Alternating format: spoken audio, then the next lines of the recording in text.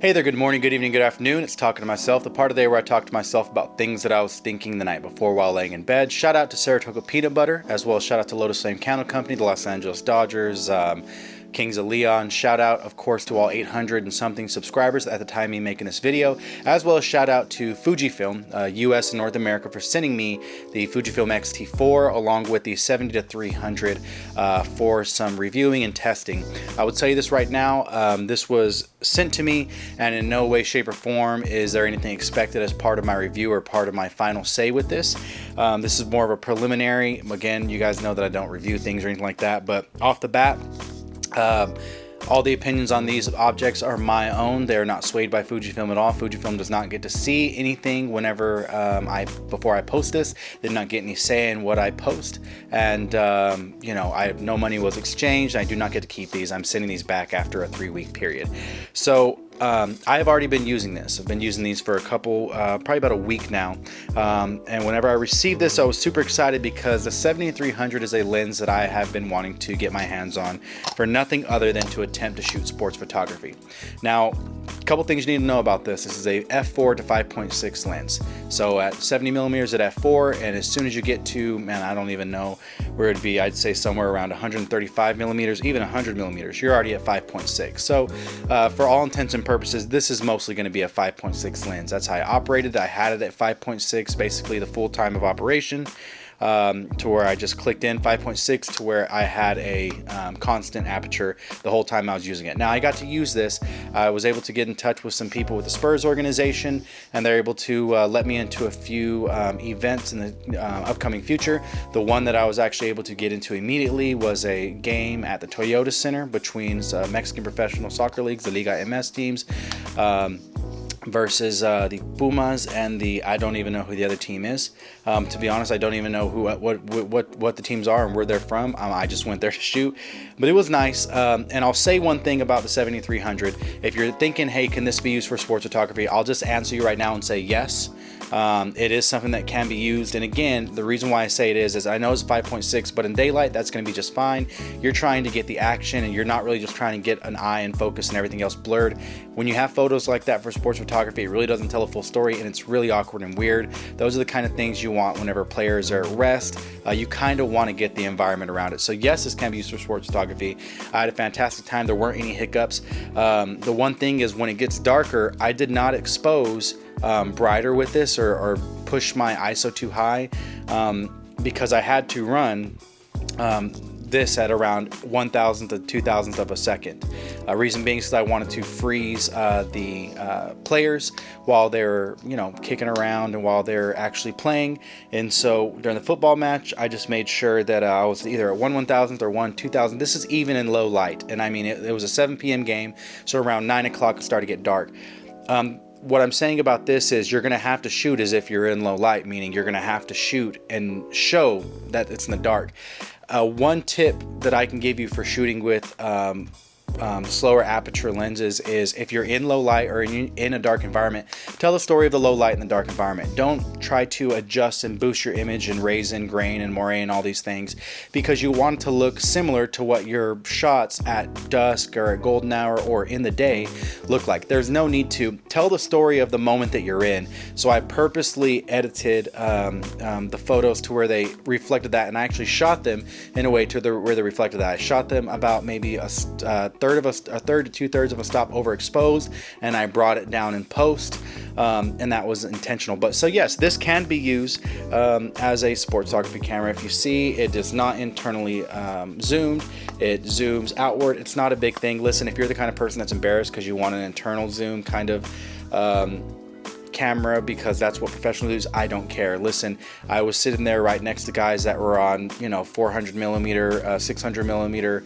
prime lenses from Canon and Nikon. I didn't really care, because at the end of the day I was happy with the shots that I got. I knew there would be limitations. I haven't shot sports in a long time. I've actually never shot professionally for a football team, and so soccer team, sorry. And so because of that, you know, wasn't really worried. Kind of just figured I was going out there just to figure it out. But I did get some shots that I really liked. I really did enjoy them. But one of the things that I will say, and so this is a go. 7300. If you're just a casual person shooting your kids games, if you're a casual person maybe shooting high school games, if you're shooting sports games like baseball stuff, if you're shooting things in daylight, this is for sure a go. This is great reach. This is an effective focal length of 105 to about 450, which is fantastic, especially the closer you can get. I was on the field, so this actually did more than enough. And then having that variable zoom was really helpful to be able to kind of pull back a little bit when players were near me. But one thing I will say about this whole setup is I did run into an issue, and I've reached out to Fujifilm and I haven't heard anything yet with the X-T4. And I actually had been using the X-T4 in a few low light situations recently, and what I can say is with the X-T4 I had issues with the camera focusing and hitting in either a burst mode or just trying to focus regardless of, even if I had it off of IAF, it still kept trying to reach the eye, and because of that I missed a lot of shots. And one of the situations I missed a shot on goal because I was using the X-T4, and when it started to get low light, I had a horrible time with focus. And I'm not saying that it was just blurry here and there, I mean to where it just stopped tracking completely. I changed the tracking to 4 to 3. I tried a whole bunch of things, even with standing still subjects at portrait shoot that I had this Sunday or last Sunday. I had the exact same issue where it was kind of hunting for the eye. Even whenever I turned out of focus on it, wanted the face, it wanted the hunt. It was not the funnest time. But I put this lens on the X Pro 3, and I also had my 35 1.4 on my X Pro 3, and it totally outperformed the X-T4 in every single way in low light. Now, when it came to, I did some anecdotal testing and I did some test cases. So for use test cases, when it comes to focusing for video and autofocus and tracking, the X-T4 is better than the X Pro 3 and the X-T2. When it comes to talking head, sitting, just moving around, not really doing anything, what I'm doing right now, the X Pro 3 performed on par with the X-T4, but there was less jitter from if I turn my head side to side than on right now what I'm shooting the X-T2. And this was with a 16-35 lens and also 31.4. When it comes to portrait shooting, the X-T4 in good light outperformed the X Pro 3 and the X-T2, of course, with being able to track the face and the eye. This thing almost always got to the eye, made sure it was always in focus. It was great. Now, mind you, with my 1.4 lens, I was shooting at around 1.8 or f2. I didn't shoot wide open at 1.4. To me, that doesn't seem necessary if you're shooting all your portraits at 1.4 and only the eyes in focus and nothing else is. I just wonder exactly, what the whole point of sharpness and everything is across the board on a lens. So, excuse me for that. So, when it comes to that, the X-T4 outperformed. But when it came to shooting in low light, it outperformed the X-T2, but when it came to portraits and tracking these fast moving people and people running up and down and people running in front of the other, the X Pro 3, without a doubt, overwhelmingly for photos, outperformed the X-T4. Now, I didn't shoot any video with the X-T4 at that game. I didn't shoot any video whenever I was going and doing these shoots with these models for this photo expo, but that is something that I'm not sure, and I reached out. My guess is that this camera, the algorithm is set to look for the eye so much that even while it's tracking for sports and I have it set to wide, it attempts to do that so much that it can confuse the camera or the processing in it, and it causes it to miss. And because when it misses in bulk. It's not just one miss, it's missing a continuation of shots.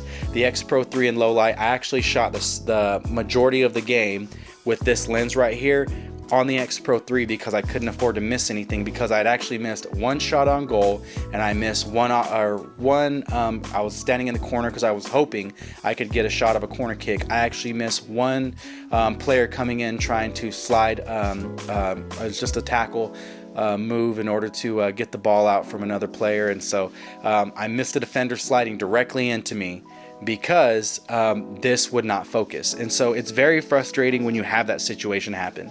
And it was not a fault of the lens. I will say again, this was not a fault of the lens, and the reason why I could tell it was not a fault of the lens is because I started getting the AF warning coming up on the screen, and also the same situation with the X Pro 3 hit so much more. Now, I understand when you're tracking and someone runs in front of a player in action, a defender runs in front of someone challenging for a ball 2 feet further away. I get that. But the issue was no one was in focus. It completely jumped out. It focused on nothing.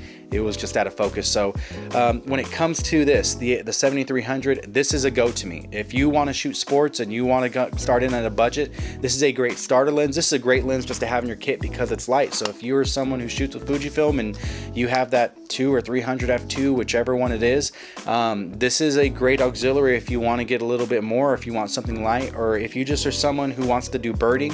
The optics on this and the image quality is fantastic on this glass.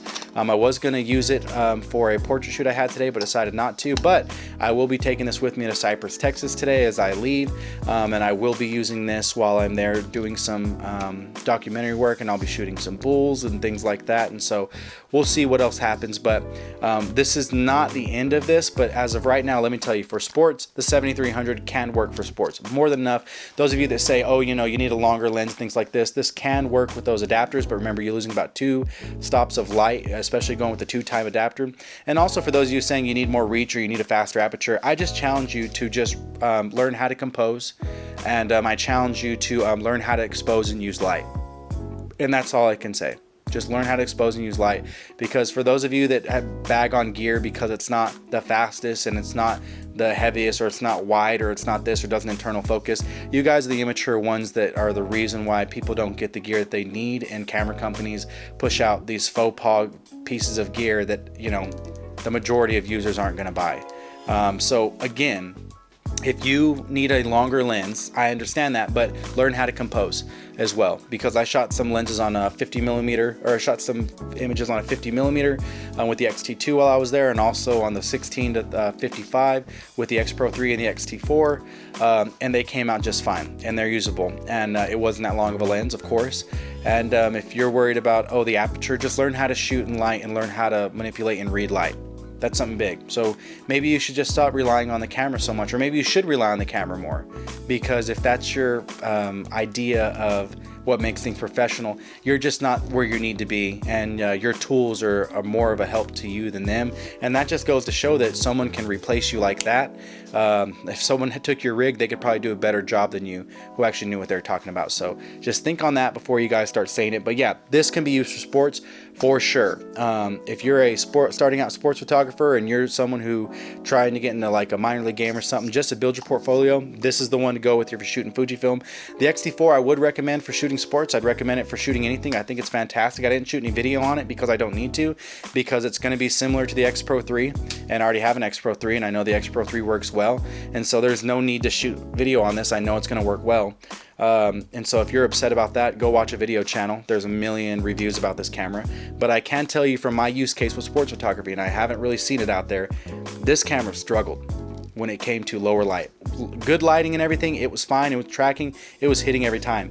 When the lights got dim, the X Pro 3 outperformed it. Again, I'm reaching out. Maybe there's a firmware update out there. Dorian Coleman mentioned that to me. But as far as I'm concerned, it was unfortunate, but the X Pro 3, I had to have that on. I had to have that on, because if not, I was in for bad shape. So that's it for today. I hope this helps out, and I'll get the rest of the information, everything. I'll put the photos up, and hopefully by the end of next week, I'll have a full consensus on this as a lens. I'm already going to say it's a go because I already liked it before, but for those of you that want an in-depth detail review, you won't be getting it from me. Have a good one.